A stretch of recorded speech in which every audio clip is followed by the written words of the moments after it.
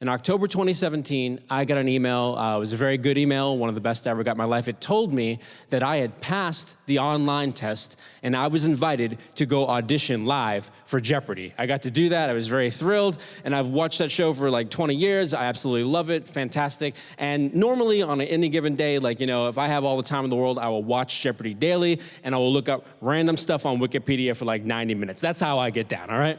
I got that email, I'm like, oh, we gotta step it up a notch, obviously orient our entire lives around this, right? So I started not only, doing the daily stuff, but I bought a children's atlas, 90 minutes minimum map study every day.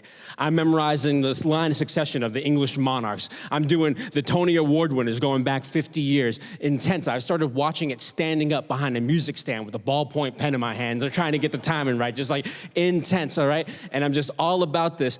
And I'll give you a couple of numbers here. Every year, Jeopardy says, hey, we're gonna have an online test, and 80,000 people take that online test. And of those 80,000, about 2,500 are invited to go audition live for Jeopardy. And of those 2,500, about 400 people per year get to be on Jeopardy. The odds are not in your favor. I'm like, we're going all out, let's do this. And on the online test, basically, you take it at home, online, it's 50 questions. You see each question, just text only, no one's reading them, nothing like that. You see them online for 8 seconds each. You type in your answer on a box, then it gets yanked away, you never see it again. And I knew from researching online that you gotta get 35 out of the 50 to even be considered. And if you get that even, you're still not guaranteed to get an audition spot. I'm like, all right, here we go. And I'm going through and I'm keeping track. I'm old school trivia, all right? I played high school trivia. I played college bowl. I did not lose my virginity till I was 21. All right, I play trivia, all right? I'm in it, all right? And I'm keeping track, and I know that I get 37, which is not great. I'm not feeling great about it. I'm like, whatever, it works out. And so I go to the live audition. The live audition is 3 parts. It's basically, the first part is a written test, another 50 questions. They want to make sure you pretty much weren't cheating on the first one. And it's a little bit different because unlike this one, it's a video recording of Alex and he's reading the questions and you get a blank sheet of paper with 50 spots on it. Now this is kind of an advantage because if you're moving through these questions at the average speed that an average Jeopardy contestant needs to be at, you're going to save some time because some of them you're going to know immediately, 2 seconds, and some of them you might need a little extra time. But if you bank that time together, at the end, you get maybe a minute and a half where you can go through and look at the notes you've taken for yourself and maybe fill in some questions, all right? And I will stand before you here with humility and say that in the live audition, I freaking murdered that test, 46, 40 just destroyed it, yeah! Feeling strong, all right? They don't even tell you what you get. Again, I'm just keeping track, all right? And for those questions, it's all right, I don't know it, that's life, I'm not gonna know these, I can't do anything about that. But 3 of them at the very end, they had 17 seconds left, and I kept notes for myself, and basically boiled down to what's the capital of Croatia, what's the Civil War internment camp where war crimes were committed, and what is the element within your body that helps break down proteins, and I couldn't get it. I'm just what's going on? I'm sweating, all right? And then, with 18 seconds left, out of nowhere, it's Zagreb, Andersonville, enzymes came from God. It was yeah, oh yeah. Feeling strong, right? I like that, right? Then the next part was they have a little mock game. Just go up and throw some softball questions at you, see how you do. And again, there's no stakes here. We're in a hotel room in downtown Boston at 9:30 on a Tuesday morning, right? There's no lights, there's no Alex, there's no crowd, there's no audience involved at all. They just want to know some basic stuff do you know how to play Jeopardy? Do you answer in the form of a question? Do you keep it moving? Are you smiley? Do you look crazy on TV? Basic stuff like that. And I'm going through and I'm feeling good and everything's going all right. I'm just whipping through them Emancipation Proclamation, John McCain, just hitting. I got Sarah Palin question wrong, which I'm both mad and happy about. So it was weird. So it's crazy, and we're just going through, feeling comfortable, all right, everything's good. And then the third part is a mock interview. They just want to know a little about you, and they ask everybody the same question, hey, if you won a bunch of money on Jeopardy, what would you do if you won a bunch of money? And most people were I'd fix up the house, help out the grandkids, go traveling, pay off some debt. I said that I wanted to reunite the cast of the 1990s Fox sitcom Living Single for my 40th birthday party, all right? Yeah. And they were fans of that. And I am my own harshest critic, all right? If I do something, I always Wes, how do you do? If I failed, I tell myself, what can we do to do better?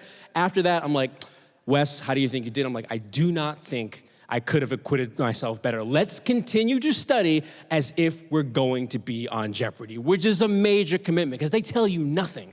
Everybody in that room is just like, you should be proud for making it this far. Thank you so much for coming. If we let you know, we'll be within the next 18 months, and have a nice day. That is it.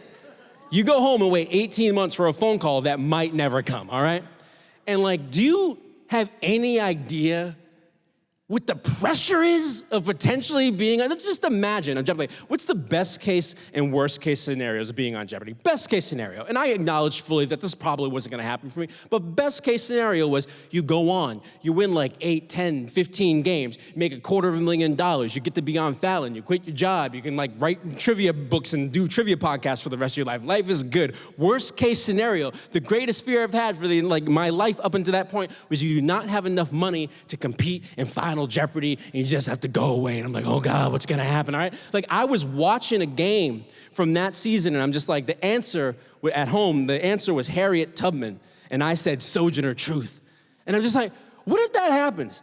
What if I'm just on national TV getting Black history questions wrong, embarrassing my whole family, all right? Like, not acceptable, all right? Just like, it got to the point where I'm just doing like 4 or 5 hours a day, intensive study. Like, I had books on Bible trivia, Broadway trivia. I'm going through the US presidents, everything. It got to the point where I would not allow myself to go to bed until I hit 5 Final Jeopardies in a row. And if you get one wrong, you better believe you're getting up and reading the entire Wikipedia article, all right? Like, that was the level of intensity. And it was just like all this stuff swarming, the competition. Like, I started meditating. Like, I don't even know if I really believed in that, but I started like just competition. Like, just help me, like competition track. And so if you happen to watch Jeopardy in July of 2018, I got to be a 3-time champion. I was very excited about that. It worked out. It was fantastic. I met so many great people. All the competitors are amazing. It's an amazing community. I'm so happy and privileged to be part of that. The staff was amazing. And our viewers at home, they'll be watching this at a future date. But for the people in this room, we just found out some pretty serious news about Alex Trebek and his health yesterday. And I just want to say, sir, I love you. You're absolutely an institution. He's been hosting that show exactly as long as I've been alive. And even if you don't watch Jeopardy, I think Alex Trebek is such a consummate professional with his calm, his poise, his acerbic wit, his kind-hearted interest in the 30-second, stories of strangers, perfect pronunciation at all times, that he becomes a little bit of an institution. If you don't watch a show, he's there. He's like the weather or the national anthem. Like Alex Trebek, consummate professional, and I wish him nothing but the best and a full recovery, and I really appreciate him and what he does. Thank you, thank you.